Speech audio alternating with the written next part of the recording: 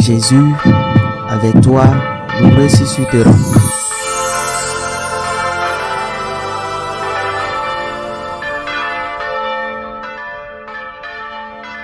En ce temps-là, Jésus se manifesta encore aux disciples sur le bord de la mer de Tibériade, et voici comment.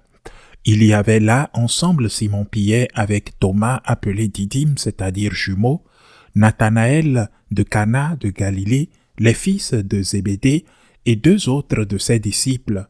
Simon-Pierre leur dit, « Je m'en vais à la pêche. » Ils lui répondent, « Nous aussi, nous allons avec toi. » Ils partirent et montèrent dans la barque.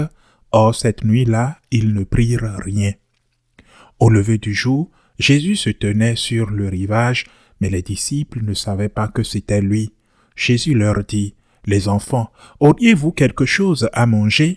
Ils lui répondirent, « Non. » Il leur dit, « Jetez le filet à droite de la barque, et vous trouverez. » Ils jetèrent donc le filet, et cette fois, ils n'arrivèrent pas à le tirer, tellement ils avaient de poissons.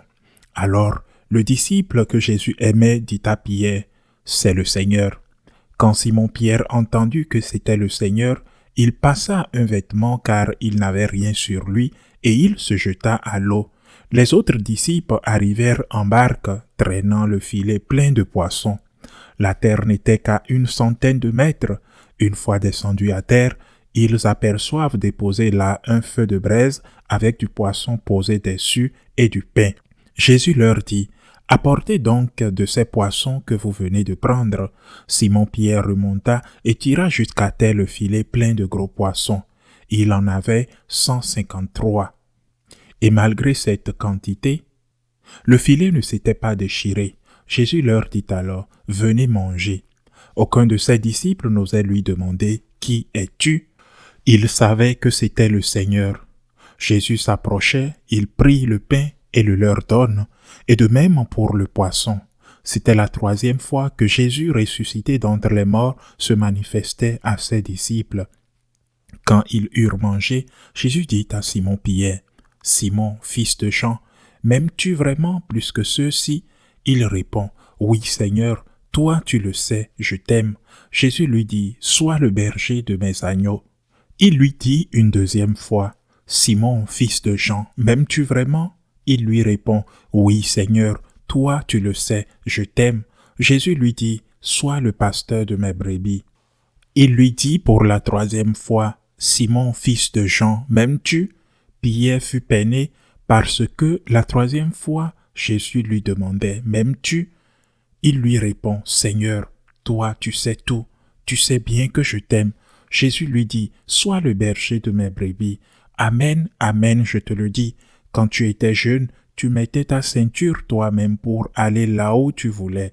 Quand tu seras vieux, tu étendras les mains et c'est un autre qui te mettra ta ceinture pour t'amener là où tu ne voudrais pas aller. » Jésus disait cela pour signifier par quel genre de mort Pierre rendrait gloire à Dieu. Sur ces mots, il lui dit, « Suis-moi. » Acclamons la parole de Dieu. En ce 3e dimanche de Pâques, l'Église nous présente à nouveau l'une des apparitions du Christ ressuscité. Chaque apparition avait pour objectif principal que, et nous, à travers leur témoignage, ayons la certitude qu'il existe la vie éternelle. C'est la bonne nouvelle. Je pense que c'est en fait la seule nouvelle qui mérite pleinement d'être qualifiée de bonne. Il y a vie éternelle. Il y a une résurrection. Lorsque nous mourrons, nous ne mourrons pas pour toujours. Et ceux qui sont morts ne sont pas morts pour toujours. Saint Paul le dit dans sa lettre aux Thessaloniciens. Il écrit à ces tout premiers chrétiens et leur dit, « Nous ne voulons pas que vous ignorez le sort des morts afin que vous ne soyez pas affligés comme les hommes sans espoir. » Nous avons de l'espoir. Saint Paul dit cela pour que vous ne soyez pas affligés, car lorsque quelqu'un meurt, vous ne pouvez pas éviter la douleur, afin que vous ne vous affligiez pas comme les hommes sans espérance, c'est-à-dire pour que vous ne soyez pas désespérés dans votre deuil. Et je crois qu'en ce temps de Pâques, nous devons insister sur le fait qu'il existe une vie éternelle et que le Christ, par sa mort et sa résurrection, nous a ouvert les portes de cette vie éternelle. Je ne me lasserai jamais de le dire et je voudrais que nous soyons tous certains que la mort n'est pas la fin. Je connais des personnes qui sont confrontées à une maladie grave avec un diagnostic incurable et qui, grâce à cette foi et à cette espérance, sont capables de l'affronter sans désespérer, sans céder. Non seulement cela, mais elles deviennent des consolateurs pour leur famille, pour ceux qui les voient partir et souffrir. Mais cette foi et cette espérance soutiennent tout le monde, à commencer par les malades dans la lutte. Mais cet évangile a aussi deux enseignements. La première chose que nous devons faire est de lancer les filets à droite du bateau.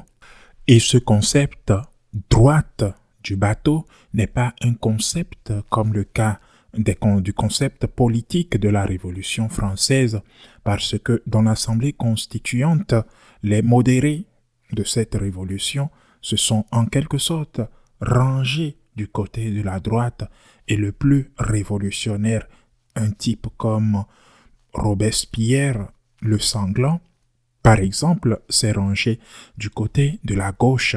Et de là vient le concept selon lequel un certain secteur politique est à droite et un autre secteur est à gauche.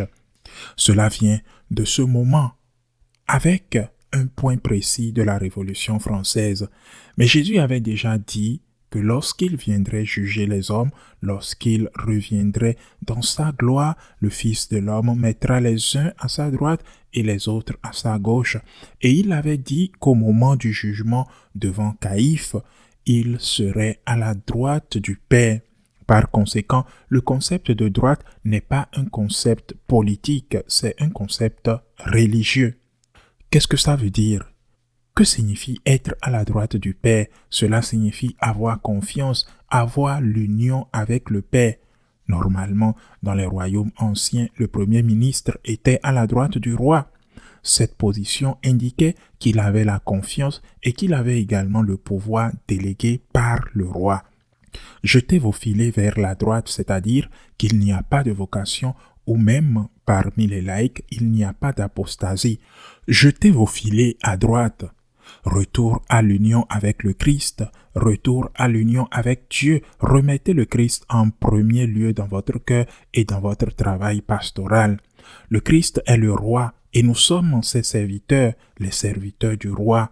Saint François aimait beaucoup dire qu'il était le héros du grand roi, celui qui proclamait, celui qui annonçait que le Christ est le roi.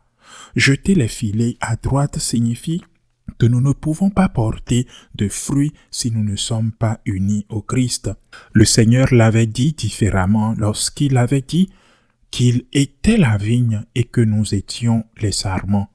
Et lorsque le sarment n'était pas uni au cep, alors ce sarment ne portait aucun fruit parce qu'il était sec. Un autre enseignement de cet évangile, quand les apôtres, ceux qui étaient dans la barque avec Pierre, avec Jean, dit-il lui-même, quand les apôtres s'approchent du rivage, déjà avec le filet plein de poissons, ils trouvent Jésus qui leur a préparé de la nourriture. Jésus, le cuisinier, parce qu'on parle d'autre chose, de Jésus avec raison, Jésus le Maître par exemple, mais aussi Jésus comme cuisinier.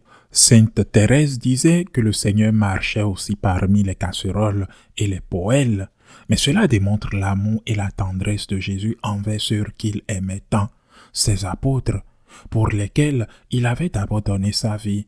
Il prend soin d'eux, il prend soin de leur âme, mais il prend aussi soin de leur corps. Cette tendresse, cet amour de Jésus doit nous remplir de gratitude. Il prend soin de nous et doit nous remplir de confiance. Le Seigneur ne nous abandonne jamais. Parfois, nous ne sentirons pas sa présence. Parfois, nous aurons des doutes. Parfois, il nous semblera que nous avons été abandonnés, qu'il ne nous écoute pas. Mais ce n'est pas vrai. Il nous écoute toujours. Il prend toujours soin de nous.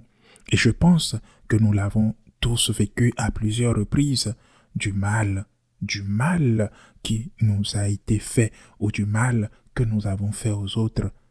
Il suffit de se laisser aimer, il suffit de se laisser soigner par lui, il suffit de rester à ses côtés et il suffit de le remercier pour son amour, pour la vie éternelle, pour sa divine providence, de le remercier parce que nous avons eu l'immense fortune, l'immense don, non seulement qu'il soit notre Rédempteur, mais de le connaître, de savoir qu'il est arrivé à ce point d'amour jusqu'à donner sa vie pour nous. Vous arrivez dans une maison et trouvez de la nourriture servie, parfaitement préparée. C'est un geste attentionné de la part de la personne qui vous accueille dans cette maison. Que dois-tu faire? Être reconnaissant, rendre grâce. Voilà ce que nous devons faire avec Dieu. Il nous a ouvert les portes du ciel, nous a appris que la manière de porter du fruit est d'être à ses côtés, et nous a préparé un banquet qui prend soin de notre corps et de notre âme, le banquet de l'Eucharistie, le banquet de vivre avec lui au ciel. Remercions-le. Ainsi soit-il.